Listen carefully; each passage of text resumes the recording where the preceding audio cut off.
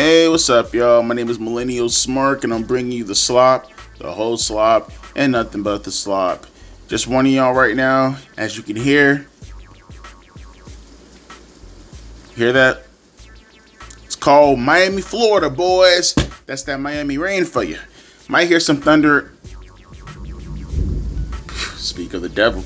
Might hear some thunder and lightning like you just heard right now also, if you have a really, really good cell phone or television set, right?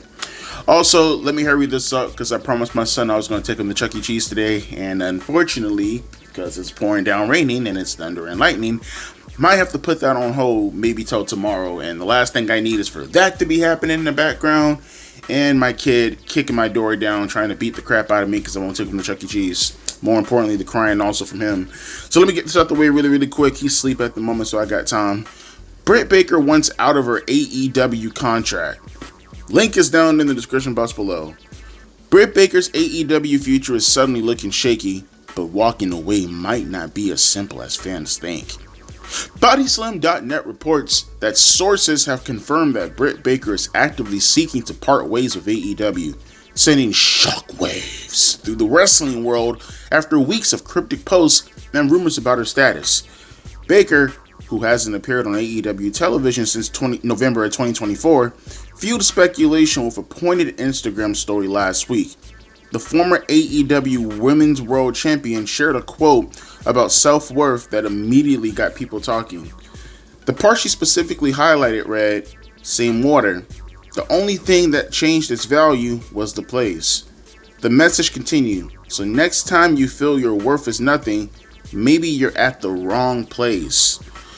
While Baker didn't mention AEW by name, the timing, combined with her absence from TV, had fans convinced she was sending a message. Her appearance on Sammy Guevara's vlog at Animeverse only added fuel to the fire. When the two joked about how long it had been since they last saw each other, Baker told Guevara, "Good to see you. We'll hopefully see you soon." Holy shit, okay. Tongue twister there. Guevara laughed, replying, "Yeah, hopefully. Yeah, maybe in 6 years." But here's where things get complicated. Fightful Select previously reported that Baker is still very much under AEW contract, having signed a 5-year deal in late 2021. That means she's locked in for well over a year, not including potential injury time that could be added. Sources also told Fightful that WWE hasn't had recent discussions with Baker about a potential jump, though they acknowledge she's always welcome backstage. If Baker really does want out of AEW, it won't happen unless the company agrees to grant her a release, and AEW has been known to play hardball when it comes to letting top-tier talent go. Okay. So that's the end of the article right there. So we got ourselves a bit of a Ray Phoenix and Panther situation. You know what? I ain't even going to front with you. This is going to be one of those few times. And I took Tony's side also when it came to the Ray Phoenix thing. Now, I'm gonna be charitable to him, and I'm gonna take his side, and then we're gonna start talking more in depth about the Britt Baker situation, right? So first and foremost, Tony's gonna look like a fucking cuck if he lets her go. I'm sorry. As a businessman, bro, you signed the contract. At some point, nah, bro, I'm taking Tony's side on this. At some point, you got to put your fucking foot down, bro. Like, bro, this man let Penta, this man let Phoenix go, this man let Ricky Starks go, right? Or did his contract expire? I can't remember. But my point being this, I can't remember if Penta's contract expired. But my point being is, you can clearly see people leaving the ship. Like they're jumping off the sinking ship. We can acknowledge that AEW, it's not the best place to wrestle for some talent. Which obviously you can say that's going to be a certain outlook depending on who the talent is.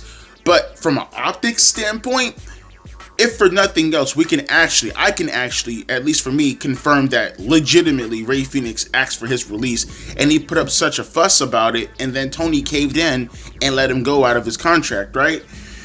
You can't do that for Britt Baker, bro. You can't. You simply just can't. Now, obviously, you know, someone like a Mariah May, her contract expired and then she left AEW. But even that optically looks bad because you be doing two things. One, you're letting one of your top women go, and two, once again, you caved in and you let someone else out of their contract prematurely. Nah, bro. Nah.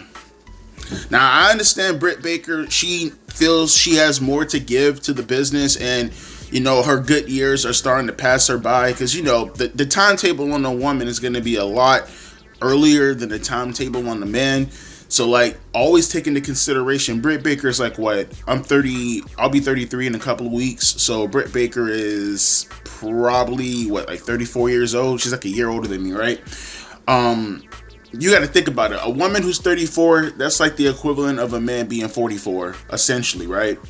So, like, you see Britt Baker, and I don't know, bro. She probably thinks to herself, like, she ain't got time to be fucking around or time to be playing around with a company that's constantly putting her on the shelf. And look, I can understand AEW's outlook on this also from the perspective of, with Britt Baker, she has health issues.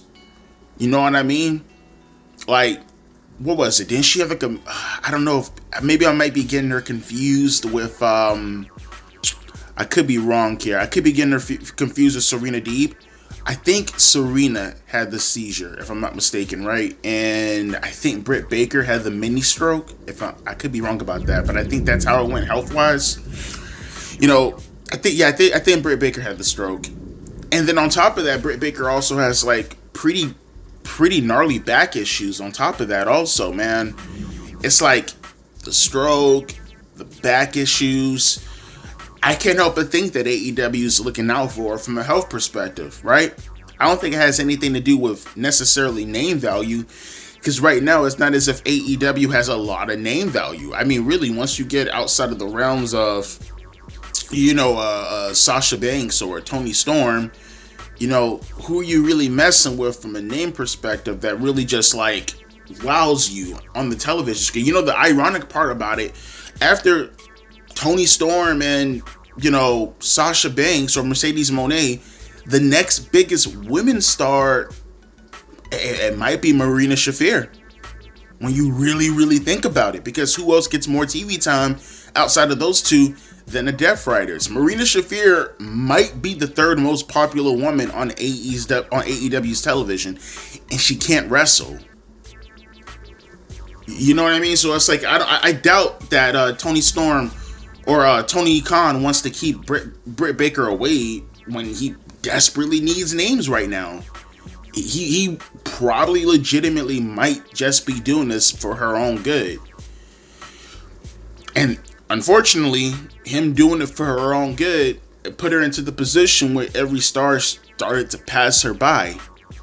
Like I said, Tony could probably use her right about now, but I mean, what was the last injury that took her off? If she even had an injury. I'm not even sure she had an injury. I just think, really, Tony Khan trying to look out for her, you kind of reached the point now where it's like, I looked out for her, I did all this stuff for her, and in the process, a lot of women started to pass her by. Like I said, it's a double-edged sword. You could use a name like that on TV, but then at the same time, you know, like, is her health going to be an issue again for me when I invest so much time into her? Is there going to be other women to pass her by again? Again, I can see it from Tony Khan's position on each side of this. That issue as far as putting her back in the ring, and also the other issue of, fuck, maybe I want to let her go because it's like, you know, fuck. I'm trying to be a good guy about this, trying to be diplomatic, even though I invested so much time into her. But then at the same time, I invested so much time into her. And also, I look like a complete bitch letting somebody else out of their contract again. So honestly, I actually look at Tony's side and I say to myself, I completely understand. But then we get to the Britt Baker side, and how do you not feel for the woman, man? Honestly, how do you not feel for the woman?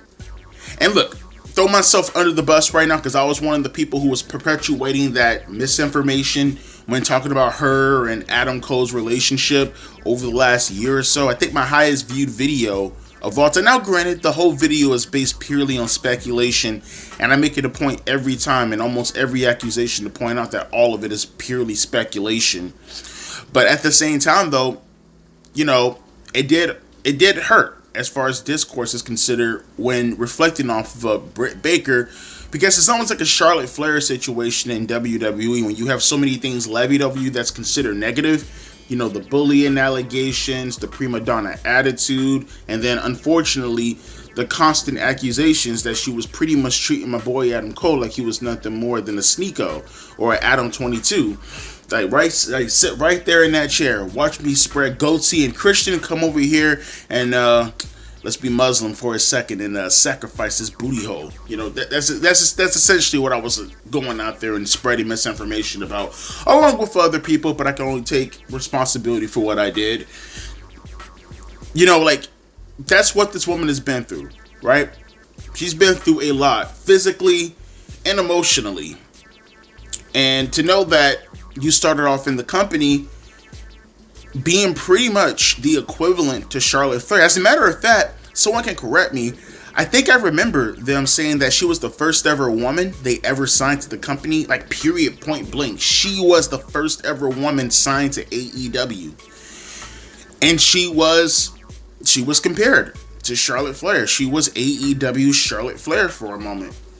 You know, started off really, really terrible as a babyface, started to find her way as a heel, pretty much worked as a heel, and she did, at least for the company's sake, and you can argue for wrestling's sake, although that can be very much argued if you're not talking about all women companies, you know, some historical matches that I think are completely overrated, but nevertheless, historic matches nonetheless, with the likes of Thunder Rosa, for an example. And to know that, you know, all the work that you've been doing for the past, let's say about 2 years, maybe 3 years, but I could be stretching it, at least from 2019 to around 2021, 2022-ish, to know that once you get around late 2022-ish to right about now, all that hard work, you know, that respected work from your peers, thrown completely under the bus and forgotten about because of what's been happening these past recent years, and you feeling like a relic in a company that's only been around for 6 years that you started off with, that's got to be devastating. It's got to be devastating. Knowing that you're working side by side, or it's going to be difficult for you to work side by side with your ex, because that is confirmed. Her and Adam Cole are no longer together. That is legit. That sucks. That sucks. Like, that's got to be that's got to be some emotional torture. You know what I mean? And for people who are like, "Whoa, I mean, she decided to re-sign with the company and everything like that." I'm pretty sure she maybe has some, you know. When did Britt Baker actually re-sign with AEW? Give me a second. Let me look this up real quick. I'm very curious. Ah, shit. I think I read this in an article too. Okay, so she re-signed with the company in late 2021. Okay. Like late 2021, she still would have had heat, right? With what she was working with. Like I said, I don't think she really started to fall off till like 2022. So maybe she thought to herself, late 2021, when she signed that initial contract that took her to the point to where she is right now, hey, I'm still relatively hot. I know I'm kind of cooling down a little bit, but I can bounce back up. I think she was still in a, you know, relationship with Adam Cole. Not sure how, you know, healthy the relationship was at the time. Maybe healthy enough considering they only broke up like 3 years later, right? So she was in a better place when she signed with AEW versus I don't think she would view it in the same manner if she signed with them right now or had the option to re-sign with them right now, right? The only thing is, man, like I say for everybody else though, man, you signed the dotted line. I can feel for you. I can understand your circumstances, but you can't sign a contract and then say in the middle of that contract, damn, I want to get out of that contract because I'm not feeling like this relationship is working out. That's something that you have to account for when signing these contracts, man. You know, and I don't think I have to tell Britt Baker this. I'm pretty sure Britt Baker understands this already. You know what I mean? Like, you signed that contract, man. You still got a whole motherfucking year to go through. Now, I don't know. They said she signed it in late 2026, right? Meaning, yeah, bro, you might got a year and a half to go. And like the article said, we're not even talking about the tacked on time from injuries.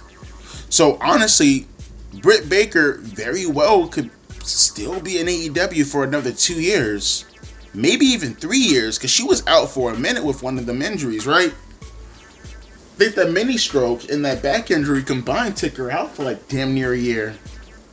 So we're talking about at most 2.5 years, bro. Like dead ass 2 to 2.5 years. She could still be under contract if Tony Khan decided to tack on time from it. Like that.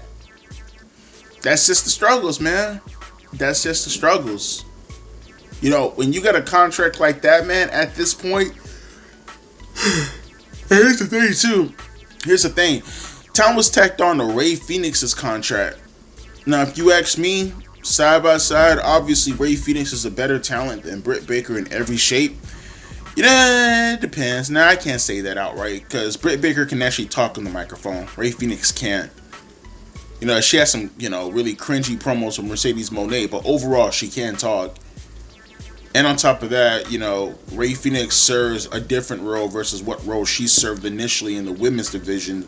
So I can probably argue that Britt Baker is a more important talent than Ray Phoenix. Not saying that she's a better talent, but she's a more prioritized talent than a Ray Phoenix, which makes that even worse because it's like, if he was struggling to get Ray Phoenix out of his contract or keep him or whatever the case may be, what the hell do you think that's going to happen with Britt Baker? She's more of a priority than a Ray Phoenix. It is what it is, man. You just got to tough it out. I know you want out your contract. I know you want to be able to go do it. And on top of that also, not to say that WWE wouldn't take her, you know what I mean? But at the same time, like they actually acknowledge, and as they confirmed in the article, hasn't really been confirmed yet, or even acknowledged, or even rumored that she's having conversations with WWE. Being invited backstage ain't gonna be the same as, well, going to the company. And then, if she really, if Tony wanted to take it there and extend her contract, like, legitimately, girl's gonna be like 36, probably pushing 37 by the time she gets out that contract. 36 or 37? And if Tony wanted to be really, really, really green and fucked up, he'd keep you off TV the entire time. Put you on Collision, if that. Have you putting over talent left and right. I'm only saying this, and I'm not suggesting that Tony Khan's a evil dude to do something like that, to let you sit out your contract and, fuck with your career like that the entire time. Especially from my understanding, I always kind of presumed that Tony and Britt Baker were rather close. So it's like, I'm not sure how far Tony would take it or do something like that, but I don't think it's smart to be going out in public and even insinuating that you're having troubles with the company, knowing how long you have as far as your contract. I don't know if you, presume you can do the same thing Ray Phoenix did by talking like this. Again, I think that with Ray Phoenix was a bit different. I don't think Tony Khan should start incentivizing his talent to do what Ray Phoenix did in order to pressure him to get them out of their contract. That's bad business for him, man. He's already getting owned left and right for being an incompetent boss. From a booker standpoint, the last thing you need for him to do is be an incompetent boss from a business standpoint.